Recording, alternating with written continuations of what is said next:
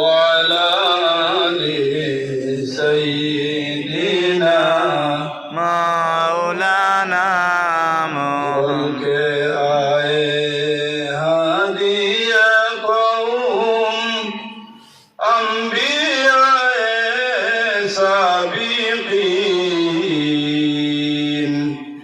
रहबरे सारे जहां है रहमतुल लिल आलमीन अल्लाहुम्मा सल्ली अला सय्यिदिना मौलाना मुहम्मद व अला आलि सय्यिदिना मौलाना मुहम्मद करेंगे उम्मतों से सब मुसीबत व नबी आगे कौसर पिलाएंगे रहमतुल लिल आलमीन अल्लाहुम्मा सल्ली अला सय्यिदिना मौलाना मुहम्मद वअला आलि सय्यिदिना मौलाना मुहम्मद नफ्सी नफ्सी रोज़ महशर में कहते होंगे हर नबी उम्मती उम्मती कहेंगे रहमतुल लिल आलमीन अल्लाहुम्मा सल्ली अला सय्यिदिना मौलाना मुहम्मद व अला आलि सय्यिदिना मौलाना मुहम्मद मुकामेल बन ঈদগাহ জামে মসজিদ সংলগ্ন মাঠে 2 দিন ব্যাপী তাফসীরুল কুরআন মাহফিলের সম্মানিত সভাপতি সাহেব, উপস্থিত উলামায়ে কেরাম, মুরব্বিয়ানে আযম, যুবক ভাইয়েরা, এত অঞ্চলে অবস্থানরত বাড়িতে মা ও বোনেরা, কুরআনুল কারীম আল্লাহ পাক রব্বুল আলামিনের কালাম, যার কোনো তুলনা এই জমিনের মধ্যে নাই। তো এই কুরআনুল কারীম আল্লাহ পাক রব্বুল আলামিনের তার হাবিব সাল্লাল্লাহু আলাইহি ওয়াসাল্লামের ওসিলাতে আমরা দান করছেন, আমরা লাভ করতে পারছি। এর থেকে আর বড় নিয়ামত আমরার কাছে নাই। রাসূল পাক সাল্লাল্লাহু আলাইহি ওয়াসাল্লামের রাখিয়ে দেওয়া এক আজিম এক মুজিজা, যার নাম এটা হলো কুরআনুল কারীম। তো আমারে মৌলানা সাহেব তফসিরুল লাগি হয়েছিল, আমি কইছি ওখানে আমি বড় পরিশান, বাইরে দাওয়াত আসলাম দৌড়া দৌড়ি, যে আমি কিতাব খাতা পড়তে আলো সম্ভব হইত না। তো আমি ক্লাসও যেটা পড়াইছি ওটার মাঝ থেকে থোড়া থোড়া মাথি দিমু। ওই হিসাবে সূরা বাকারার প্রথম থেকে আমার হোস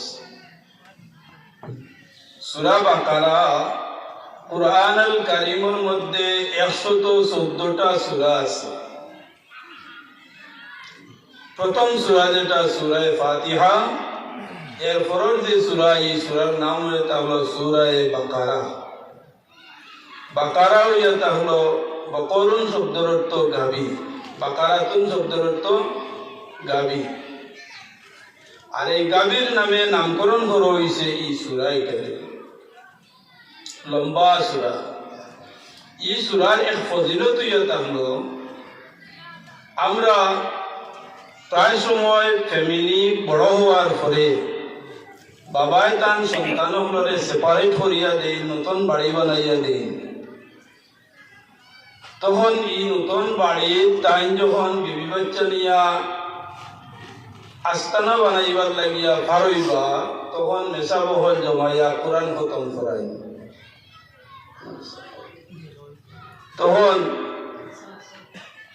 এই কোরআন খতম যেটা বালা নতুন ঘরের লাগিয়া করণীয় এটা হলো আপনার আমার লাগি সূরা বাকারা শরীফ খতম করা।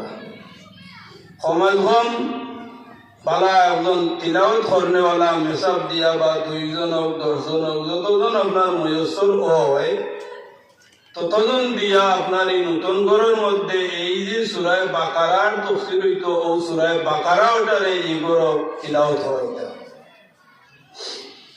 সূরা বাকারা তিলাওয়াত করলে নয়া ঘরের মধ্যে খয়র বরকত আয়, বলা মুসিবত থাকলে জিন ইনসানের শরারত থাকলে ওটা হয়। এর লাগিয়া সূরা বাকারা প্রায় 2.5 পারার মতো ও সূরা বাকারা নয়া ঘর খতম করাইবা। বিবি বাচ্চা লইয়া সন্তানাদি লইয়া শান্তিতে থাকতে পারবা, কোনো বলা মুসিবত থাকলে হরব জামল হরব। তো এই সূরা বাকারার নাম বাকারা একটা গাভীর নামে নামকরণ করা হয়েছে। বনি ইসরাইল মুসা আলাইহিস সালামর উম্মত বনি ইসরাইলের মধ্যে এক মানুষরে কাতল করা হয়েছে, জানে মারিলা হয়েছে, হত্যা করা হয়েছে। তখন এই হত্যা যারে করা হয়েছে এই হত্যাকারী যে তার পরিচিতি লাভ করার লাগি অনেক চেষ্টা করা হয়েছে, পরিচয় লাভ করা হয়েছে না, পারা গেছে না। তো আল্লাহ পাকের হুকুম হইয়া থাকলো যে হে মুসা বনি ইসরাইলে জানাই দেও তারা একটা গরু জবে করুক। এখন তারা হইয়া তাহলে খুব চালাক মানুষ, তারা হইলা মুসা এই গরু দেখো এগু কি রঙা হইতো, এগু বলদ হইতো না, গাই হইতো, বাসুর হইতো না, বলা বেটা বাসুর হইতো না, বেটি বাসুর হইতো, তাজা হইতো না, রা হইতো, লাল হইতো না, সাদা হইতো, ওলা হান্তানে প্রশ্ন করা আরম্ভ করল। আল্লাহ পাকে তো মতলকান হইয়া দিলাইলা তারা রেখো একটা গরু জবে হত্যা। আর তারা তান্ডে প্রশ্নবলী করার পরে এটা আরো হার্ড হয়ে গেছে, কষ্ট হয়ে গেছে। ও আল্লাহ বর্ণনা করিয়া দিলাইলা যে ওলা একটা গাভী তারা জবে করো, আর ওগুর মাংস দিয়া ও মৃত ব্যক্তির উপরে ও মাংসটারে নিক্ষেপ করা হোক, ডিল মারা হোক, মারা অতহান পর্যন্ত হোক। তো এই গাভী জবে করিয়া গাভীর শরীরের মাংসের টুকরা দিয়া মৃত ব্যক্তির শরীরের মধ্যে যখন আঘাত করা হয়, আঘাত করার সাথে সাথে মৃত ব্যক্তি জীবিত হইয়া যায়। জীবিত হওয়ার সাথে সাথে তার জবান দিয়া তারে মারনেওয়ালা যে ব্যক্তি সেই ব্যক্তির নাম উচ্চারণ করিয়া দিলায়। ও বনি ইসরাইলে এখন তো বাইরিলে তারে সে মারছে। এখন তো প্রশ্ন হইল এই যে মানুষ জীবিত হইল, জীবিত থাকছেনি? বলে না না, হে তারে হত্যাকারী যে মানুষ সেই মানুষের নাম উচ্চারণ করিয়া নাম বর্ণনা করার সাথে সাথে আল্লাহর বান্দা আবার এই জমিন থেকে চিরতরে বিদায় নিয়ে যায়। ওই হিসাবে এই সূরার নাম সূরা বাকারা দেওয়া হয়েছে। ইলাহান এক সূরা নয়, 114টা সূরা কুরআন আল কারীমের মধ্যে একেবাদিগর একটা ঘর একটা লাখান 114টা সূরা আল্লাহর যাতে নাজিল করছেন। প্রত্যেকটা সূরা কোন কারণে আল্লাহ নাজিল করছে এই সূরার মধ্যে তার কারণ আল্লাহর যাতে বর্ণনা করিয়া দেয়। তো এই সূরা বাকারার প্রথম যে আয়াত যেটা এটা হয়ে থাকলো আলিফ লাম মিম। আলিফ লাম মিম,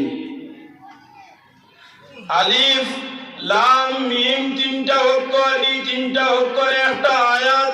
আর এই তিনটা অক্ষরের যে আয়াত এই আয়াত রে হয় হরফে মুকাত্তাত তিনটা হরফ আলিফ লাম মিম এই হরফ গুলারে হরফে মুকাত্তাত বলা হয় হরফে মুকাত্তাত এগুলার কোনো অর্থ নাই কুরআন আল কারীমের প্রত্যেকটা আয়াতের তরজমা তাফসীর মুফাসসিরিনে কেরাম হলে মাইকো বর্ণনা করেন কিন্তু আলিফ লাম মিম যেটা আছে এটার কোনো অর্থ উলামায়ে কেরাম হলে বয়ান করতে পারেন না ইলাহান আলিফ লাম মিম নাই প্রায় 29টা সূরার প্রথমে আল্লাহ যাতে কয়েকটা হরফ উচ্চারণ করছেন এই হরফগুলারে হরফে মুকাত্তাত হওয়া হয় আর হরফে মুকাত্তাতের তাফসীর রইসুল মুফাসসিরিন হযরত আব্দুল্লাহ ইবনে